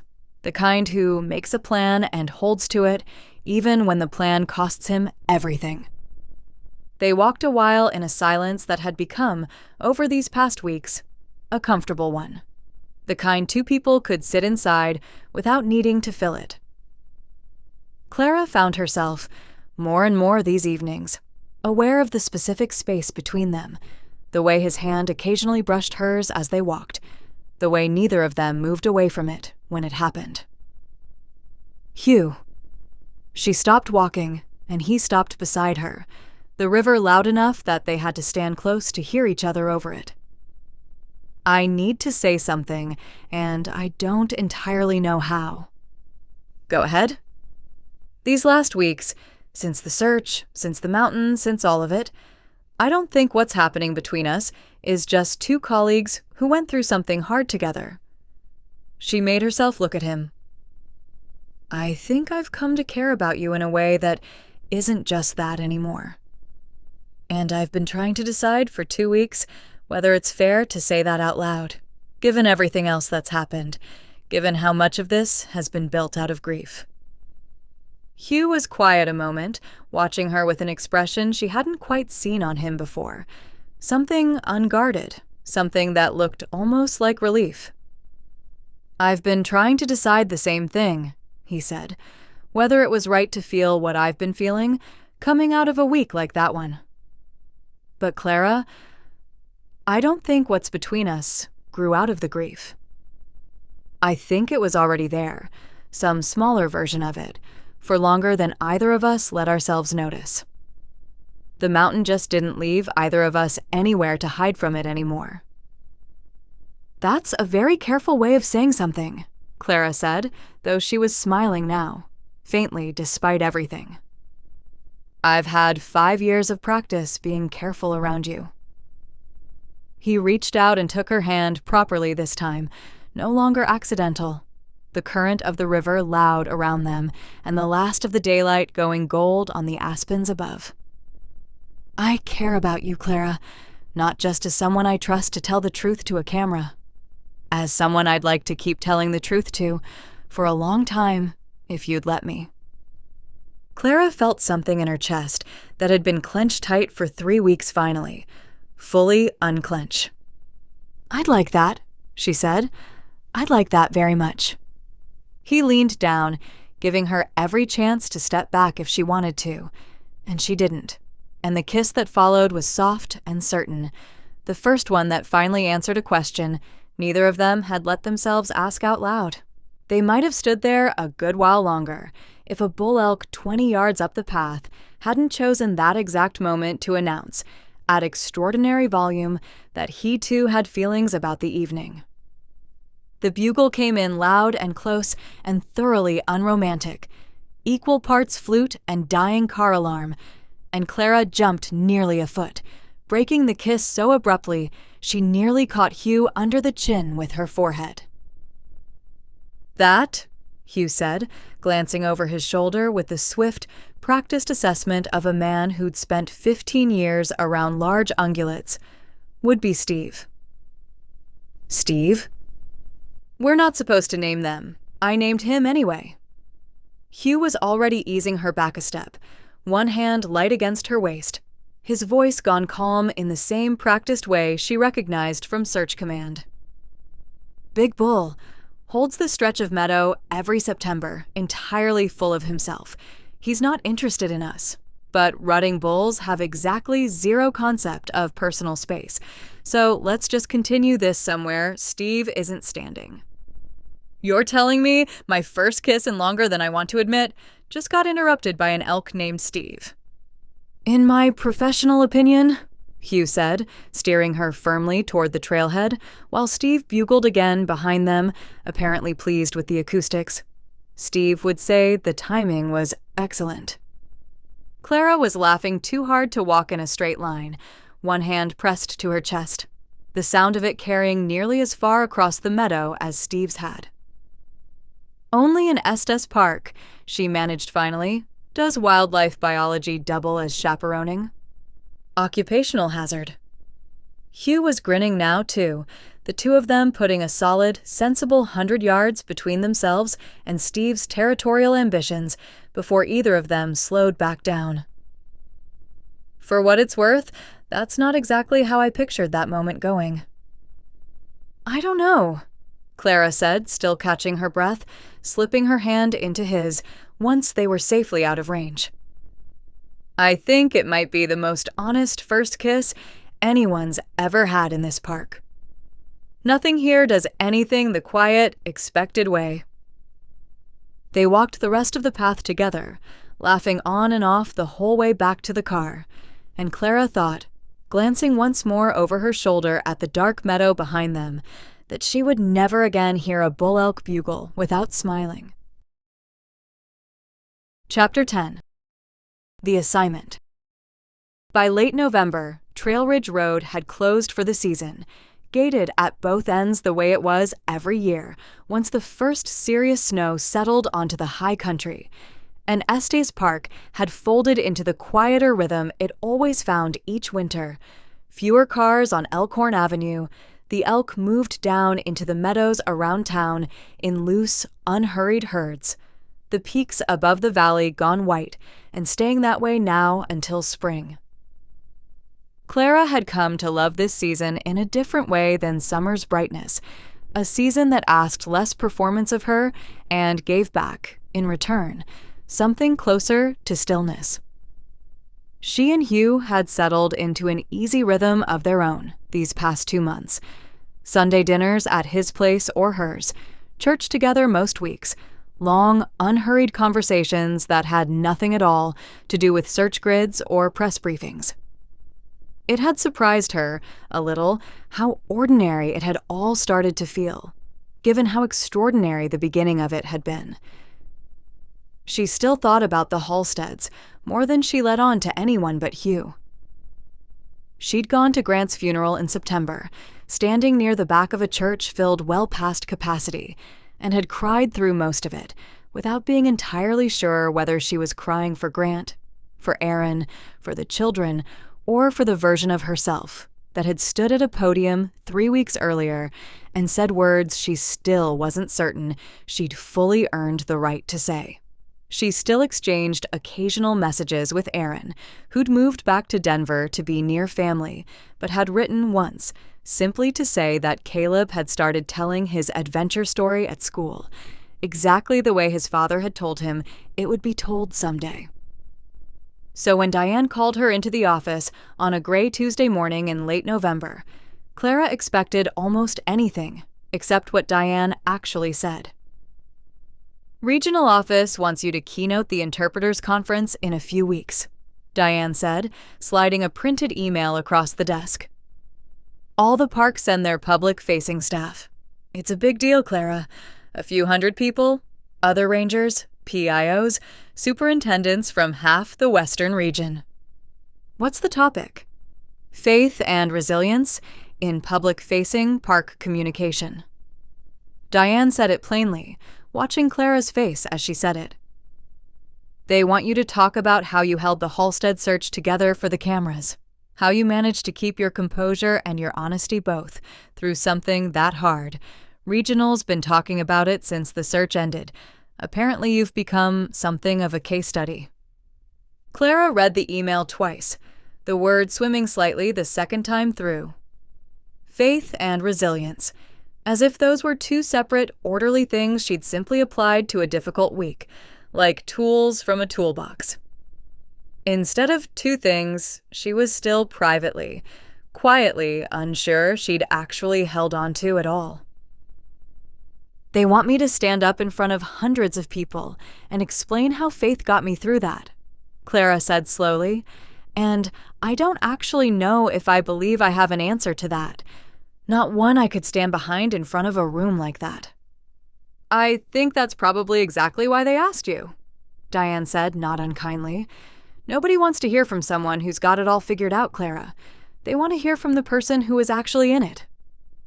Clara took the email home that evening, and it sat on her kitchen table for 3 days before she made herself open a blank document and try to write something, anything, that might eventually become a keynote address.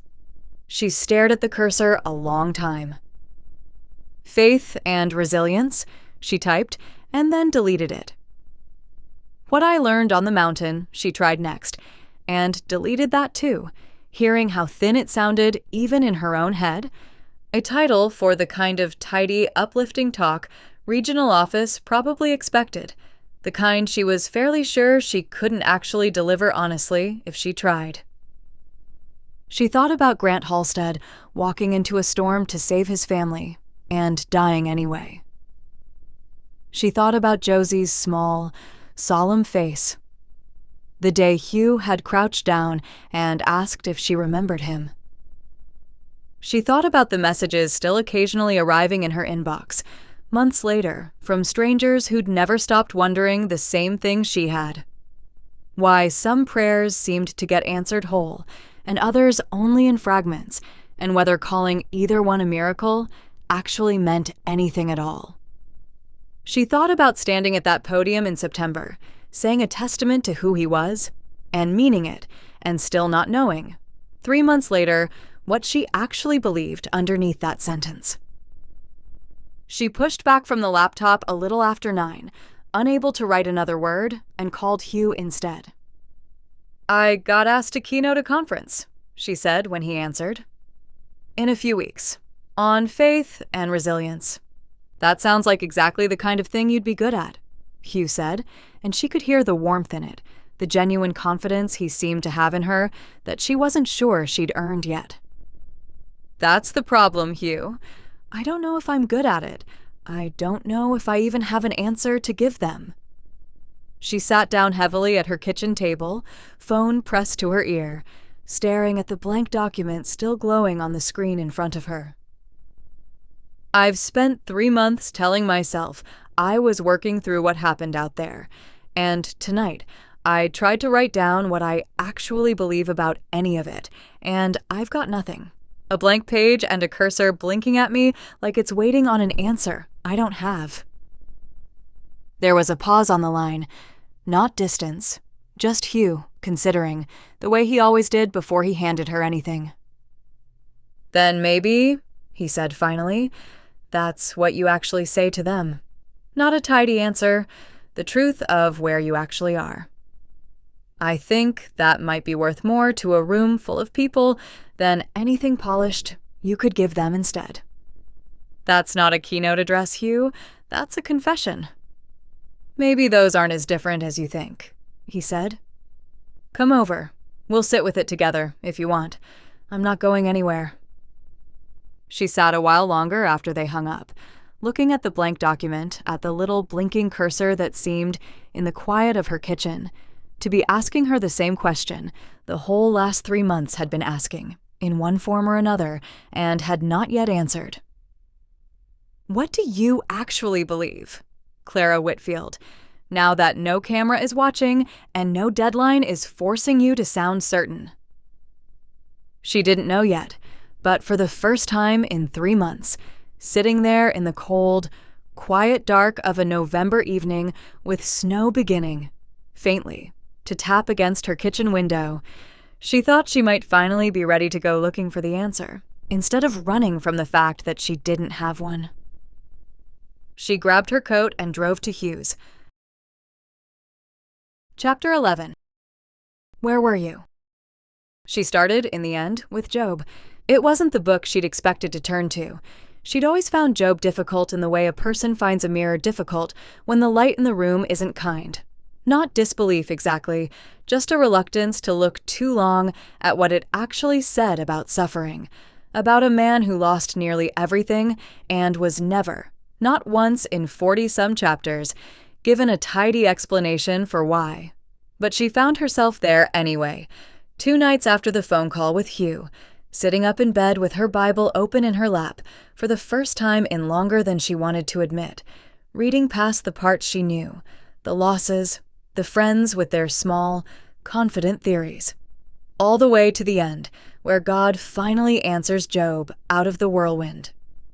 And the answer, when it came, wasn't an answer at all. Not the kind Clara had been hoping to find. God didn't explain Job's suffering. He asked Job where he'd been when the world was made, who had set its measurements, who had shut in the sea when it burst out from the womb, who had commanded the morning since his days began. Question after question, none of them a defense, none of them a justification.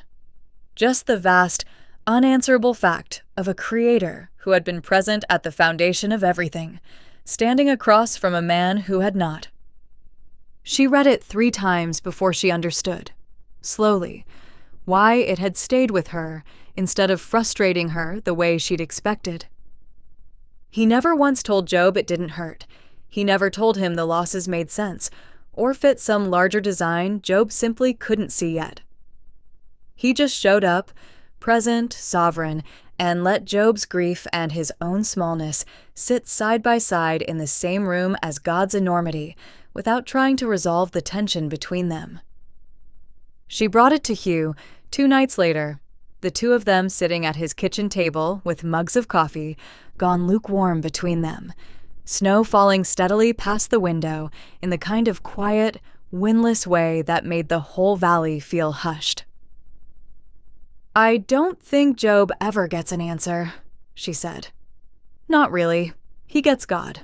Just God, showing up, being enormous and present at the same time, and somehow that's supposed to be enough." Was it enough? For you, I mean. Reading it. Clara turned her mug slowly, considering. "I don't know yet. It didn't make the ache about Grant go away. It didn't explain why the mountain took him and not the rest of them, but it did something else. It made me stop expecting an explanation to be the thing I actually needed." She looked up at him. Maybe I've had it backward this whole time. Maybe I've been asking God to make sense of the mountain when the actual invitation was just to notice that he was on it. In the storm, in the shelter, in the 400 yards between where Grant left and where he was found. "That's closer to what's kept me upright 9 years of doing this job," Hugh said quietly. "I never got the explanation either. I got the presence instead. Most nights. Had to decide eventually that the presence was going to have to be enough because the explanation wasn't ever coming." "That's a hard thing to build a keynote address around." "Maybe it's the only honest thing to build one around." They sat with that a while, the coffee going fully cold, the snow outside gathering steadily on the windowsill. "There's another verse I keep circling," Clara said eventually. "Romans. The part where Paul says the Spirit helps us in our weakness because we don't always know what to pray for. So the Spirit intercedes for us with groaning too deep for words." She traced the rim of her mug. "I keep thinking about that verse in terms of what I actually prayed that week. I didn't have real words most of those 4 days, Hugh. I had please and please and please over and over, nothing more articulate than that. I always assumed that meant my prayers weren't good enough, that there was some better, more faithful way of praying I wasn't managing. And now? Now I wonder if the groaning was the prayer. If maybe God was never waiting on me to phrase it well." She looked at him. Paul goes on right after that, the part about all things working together for good, for those who love God. I used to think that verse meant everything happens for a tidy, hidden reason, and eventually you'll see the reason, and it'll make the grief worth it. I don't believe that anymore. I don't think I can, not after watching you ask Josie if she remembered you. What do you believe instead? Clara was quiet a long moment, turning it over the way Hugh always did, before answering her. I think it might mean something more like, God is present in the working out, even when the working out includes something as unbearable as losing Grant. Not that the loss itself was good, just that God didn't leave the wreckage of it alone. He was in the rock shelter with those kids. He was in Aaron's decision to keep them talking so they wouldn't sleep too deep. He was in your team, refusing to stop searching, even after. He was in Aaron's choice to tell all of you what Grant said, so it wouldn't just be a private grief nobody else got to hold with her. She felt her own voice catch slightly. Maybe that's what working together for good actually means. Not that the bad thing gets erased, that God keeps working good into the wreckage of it, stubbornly, for as long as it takes. Hugh reached across the table and took her hand, saying nothing for a moment, letting the silence hold what needed holding. "I think that's the truest thing I've heard you say about any of this," he said finally. "And for what it's worth, Clara, I think that's a keynote address. Maybe not the one regional office thinks they're asking for, but I think it's the one that room actually needs." She drove down to Denver the following weekend, on an impulse she didn't fully examine until she was most of the way there, and called Erin from the parking lot outside her sister's house to ask, a little sheepishly, whether she might have 20 minutes. Erin looked better than she had in September, steadier, some color back in her face, though something in her eyes still carried a weight Clara suspected would never fully leave her. "I'm giving a talk in a few weeks," Clara admitted, once they were settled at Erin's kitchen table, with tea neither of them drank much of. "About faith, about what happened out there. And I realized I couldn't write a single honest word of it without asking you something first. I need to know if it's all right with you. If I have your blessing to talk about Grant, about what happened in front of a room of strangers. I won't do it if it isn't." Erin was quiet a long moment, turning her mug slowly, the same unconscious gesture Clara recognized from her own hands lately. "I think," she said finally, "that if telling people what he did keeps some of what he was alive in the world a little longer, then, yes, tell them, just..." Her voice caught, held. "Tell them he wasn't a symbol. He was Grant. He liked terrible puns, and he made pancakes shaped like dinosaurs for the kids on Saturdays, and he was scared of spiders and brave about almost everything else.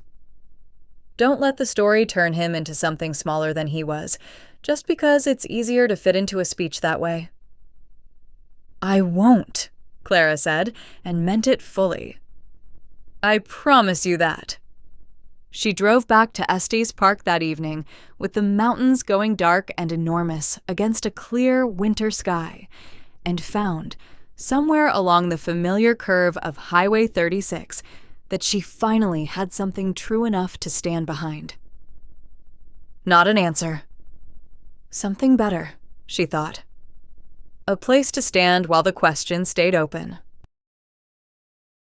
Chapter 12. What is unseen? Clara finished the speech on a Thursday night, the evening before she was due in Denver, and read it through twice at her kitchen table before she trusted herself to read it out loud to anyone else. It hadn't come easily, even after Job, even after Romans, even after Erin's blessing and Erin's insistence that Grant not be flattened into a symbol. She'd written and cut and rewritten for the better part of a week, chasing something that felt true, rather than something that sounded good, which she was beginning to understand were not always the same thing. But sitting there, with the final draft in front of her, she felt, for the first time in 3 months, something close to peace about it. Not certainty, exactly, but a kind of settled honesty she could stand behind. She drove to Hugh's that evening, with the pages in a folder on the passenger seat, snow falling lightly outside, the whole valley gone quiet and white in the way it did every December, the peaks above town barely visible behind low cloud. "I want you to hear it before anyone else does," she said once they were settled by his fireplace, the folder open on her lap. "Not because I need you to fix it. I think it's actually finished. I want you to be the first one." "I'd like that," Hugh said. "Go ahead." She read it slowly, her own voice steadying as she went, the words familiar enough now that she barely needed the page. She spoke about the mountain, about the storm, about 4 days of pleas, repeated without eloquence. She walked through what she'd found in Job, a God who answered grief, not with an explanation, but with his own vast, unshrinking presence.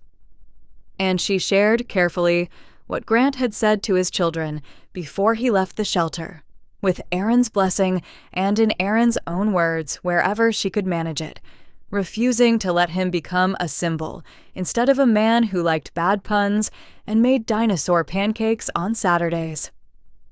And near the end, she read the part she'd found last, the part that had finally let her close the speech instead of leaving it hanging open the way every earlier draft had. There's a passage in 2 Corinthians I didn't understand until I sat with this whole story for 3 months, she read. Paul writes about troubles that are light and momentary, producing a weight of glory that outweighs them beyond anything we can measure. And he says that's why we don't fix our eyes on what's seen, but on what's unseen, because what's seen doesn't last, but what's unseen does. I used to think that verse was about comforting yourself with heaven when the present got too hard to bear. I don't think that's what it's actually asking anymore. She looked up briefly from the page, then back down, her voice steady. I think it's asking us to notice that the visible story, 3 found alive, 1 lost, headlines calling it half a miracle, isn't the whole story. There's something unseen running underneath it that doesn't show up in a press briefing. Grant's courage, Erin's ability to keep her children talking through a night that should have broken her. A community that showed up to search and pray and cook meals for strangers, because that's what a body of believers does when one of its own, or even someone it's never met, is suffering. None of that made it onto the news the way the outcome did. But I think it's the part that actually lasts. I think it's the part God was doing the whole time, whether or not any of us could see it clearly in the moment. She read the last page, closed the folder, and looked up at Hugh, who hadn't said a single word through any of it.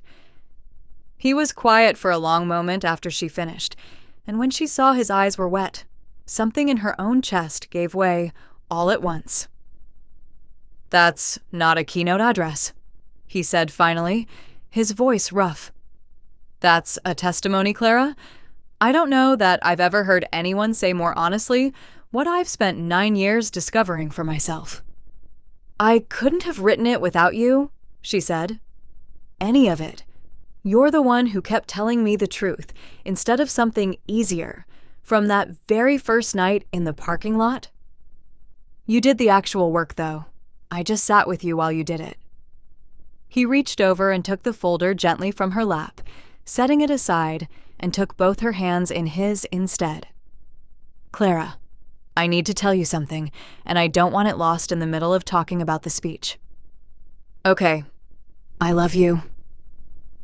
He said it plainly, the way he said everything that mattered to him, without embellishment, without hedging. I've known it for a while now, if I'm honest. Longer than I probably should have kept it to myself, but watching you find your way to what you just read me, I don't want to wait until after Denver to say it.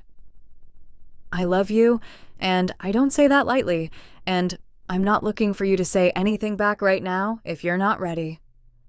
Clara felt tears slip free before she'd fully registered they'd started, and she laughed softly through them, surprised again by joy arriving in the middle of something that had asked so much of her. I am ready, she said. I love you too, Hugh. I think I have for longer than I let myself admit either. She squeezed his hands. I kept telling myself it was too soon, given everything, given how it started. But I don't think that's true anymore. I think some things get built stronger in hard ground, not despite it. He kissed her then, slow and certain, the fire cracking softly beside them and the snow still falling past the window, and when they finally drew apart, Clara rested her head against his shoulder, feeling, for the first time in months, entirely unguarded. You're going to do beautifully on Saturday, Hugh said quietly into her hair. You don't know that. I do, actually. She could hear the smile in his voice. I've watched you stand in front of cameras and tell people the truth when it would have been easier not to, For 4 days straight, back in August, whatever Saturday is, it's not going to ask more of you than that week already did. They sat together a long while after that, not talking much, watching the fire and the snow. And when Clara finally drove home that night, later than she'd meant to, she found she wasn't nervous about Saturday the way she'd expected to be. She was something closer to ready. She packed her bag the next morning with the speech folded carefully into the front pocket and stood for a moment on her porch before she left for Denver, looking out at the mountains gone quiet and white under new snow, thinking of everything the last 4 months had asked of her and of the God who'd been present through all of it, whether or not the headlines had known how to say so. What is unseen is eternal, she thought, and for the first time, fully believed it. She got in her car and drove toward Denver. Chapter 13. What We Carry Off the Mountain. The conference hall in Denver held nearly 400 people, more than Clara had let herself imagine when Diane first told her about the invitation, and when she stepped up to the podium on Saturday morning, folder in hand, she felt her pulse do the same nervous stutter it always did before a camera, except this time, for the first time in longer than she could remember, she didn't feel the need to master it before she began. She simply let it be there and started anyway. She told them about the mountain first, the storm, the 4 days, the specific ache of standing in front of cameras twice a day with words she wasn't sure she believed. She told them about the prayer that had no real shape to it, just please repeated past the point of eloquence, and watched a few heads in the front rows nod, the recognition of people who'd stood at their own podiums during their own worst weeks and understood exactly what she meant. She told them about Job, briefly, not the whole of her wrestling with it, just the heart of what she'd found there.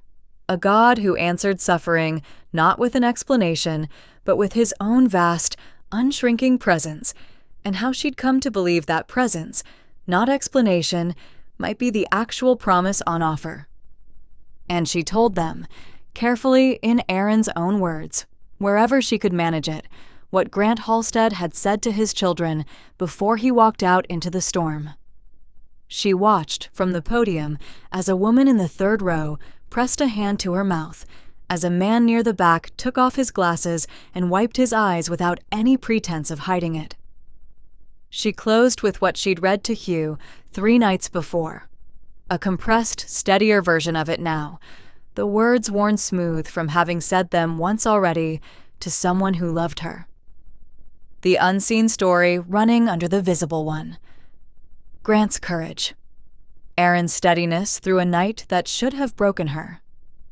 A whole town that had shown up to search and pray and cook meals for a family most of them had never met, because that was what people who believed in something larger than themselves did when someone was suffering, whether or not it ever made the evening news. I used to think faith and resilience meant having an answer ready, she said near the very end, looking out over a room gone entirely still. I don't think that anymore. I think it means being willing to stand in front of people without one and tell the truth about that, and trust that the truth is still worth something, even unfinished. I don't have a tidy ending for you today. I have a family that lost a father and gained a story he wanted them to keep telling.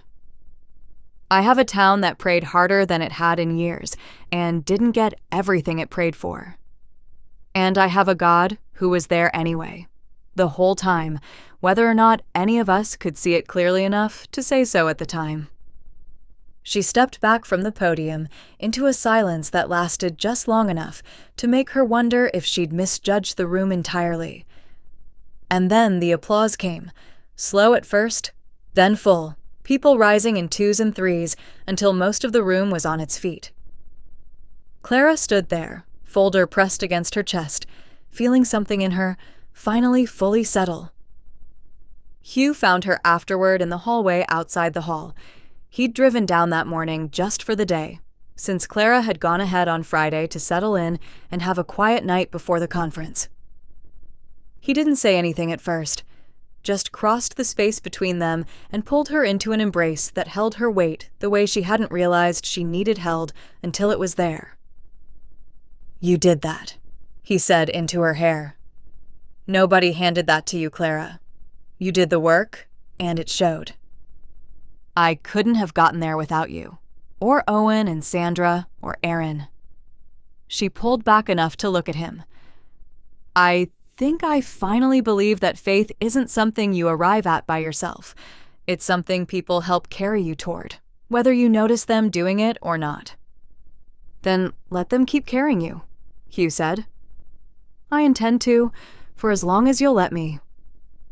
They drove back to Estes Park together that afternoon, Hugh's truck trailing hers up the canyon road until they reached the edge of town, and Clara felt something settle further with every mile, the peaks coming into view white and vast against a clean winter sky, the valley opening the way it always did, just past the last curve, familiar in a way that felt, after everything, like coming home twice over. 2 weeks later, on a clear, cold evening just before Christmas, Hugh asked her to meet him at the overlook above Sprague Lake, the same spot he told her once they were standing there, where he'd come alone, more nights than she knew, about over 9 years of search seasons, to sit with whatever a day had asked of him before he let himself go home. The lake below them had frozen at the edges, dark open water still showing at its center, the peaks beyond it catching the last rose-gold light of the day the way they only seemed to in winter, when the air itself went sharp and clear enough to make everything look both more real and more like a painting. Somewhere off in the trees, an owl called once and went quiet. "I've been coming to this exact spot for 9 years, Hugh said, trying to make peace with things I couldn't fix. "I've never once brought anyone else here." He turned to face her fully, and something in his expression made her breath catch before he'd said another word. "I wanted the next thing I decide here to be something I get to keep, instead of something I have to let go of." He reached into his coat pocket, and Clara felt her heart go still and enormous, all at once. "Clara Whitfield," he said, "I've watched you tell the truth to cameras, to grieving mothers, to a room full of strangers who needed to hear it more than they knew. I've watched you wrestle with God honestly, instead of settling for easy answers, and I don't think I've ever admired anyone the way I admire you. I don't want to keep telling the truth to just anyone for the rest of my life. I want to keep telling it to you. Will you marry me?" She was crying before she managed to say yes, laughing through it the way she seemed to do now every time joy caught her by surprise, and when he slid the ring onto her hand, she looked past him, for just a moment, to the mountains going dark and silent and enormous above the lake, the same mountains that had taken so much from a family last August, and had somehow, impossibly, also become the place where she'd learned what she actually believed, and found the man she wanted to believe it beside. "Yes," she said again, just to say it once more, just to hear how certain it sounded coming out of her own mouth. "Yes, Hugh, 1,000 times, yes." He kissed her there at the overlook, the cold forgotten between them, and when they finally walked back to the truck, hand in hand, the first stars had come out over the divide, steady and quiet in a sky that had seen 4 days of storm and grief, and every ounce of the good that had grown up stubbornly around it since. Clara thought, walking beside him, of Grant Halstead somewhere she couldn't see. Of Josie's small, solemn face, of a whole town that had prayed harder than it ever had, and gotten only part of what it asked for, and found, for the first time since that Friday evening, on the ridge above Moraine Park, that she didn't need the whole story to make sense in order to trust the God who was present in every piece of it. Some things she understood now, you didn't get to leave on the mountain. You carried them down with you, whole and unresolved and precious, all at once, the grief and the grace, tangled together, both of them real, both of them yours to keep. She looked up at Hugh, at the stars gathering thick over Rocky Mountain's dark, familiar peaks, and let herself, finally, simply be happy.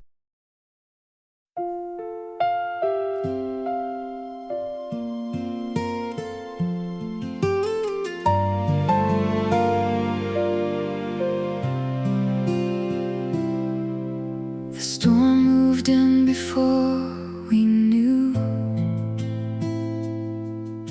4 long days with hearts undone. We prayed the only way we could. Just please, please, to the Holy One. Some carried children through the cold. Some carried hope from door to door. The mountain held its secrets close until it couldn't hold them anymore. Not every story ends the way we begged the heavens it would go, but something stayed with us that night that we are only starting now to know. What we carry off the mountain isn't only what we lost. It's the grace that found us in the shelter, right where it seemed to cost the most. We came down changed, still unfinished, held a little closer than before. What we carry off the mountain is a faith worth reaching for.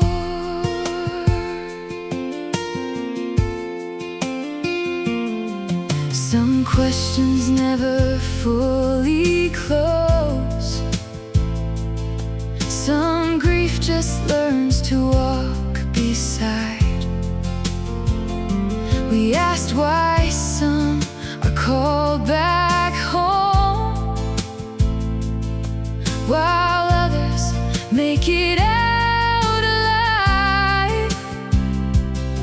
The answer wasn't in the reasons, it was in the ones who stayed, who brought us casseroles and candles, and who knelt for us and prayed. Not every story ends the way we begged the heavens it would go, but something stayed with us that night that we are only starting now to know.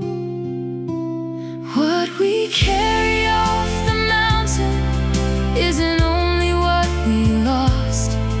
It's the grace that found us in the shelter, right where it seemed to cost the most. We came down changed, still unfinished, held a little closer than before. What we carry off the mountain is a faith worth reaching for. He walks with us through fire and flood. The waters will not pull us in. What's seen is only for a moment. What's unseen never ends. The Spirit prays the words we can't find when all we have left is a groan. So even in our unknowing, we were never, ever alone. What we carry off the mountain isn't only what we lost. It's the grace that found us in the shelter, right where it seemed to cost the most. We came down changed, still unfinished, held a little closer than before. What we carry off the mountain is a faith worth reaching for. What we carry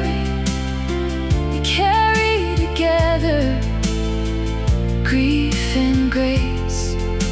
Side by side, what we carry off the mountain is a love that will not hide. We came down, held, and never alone.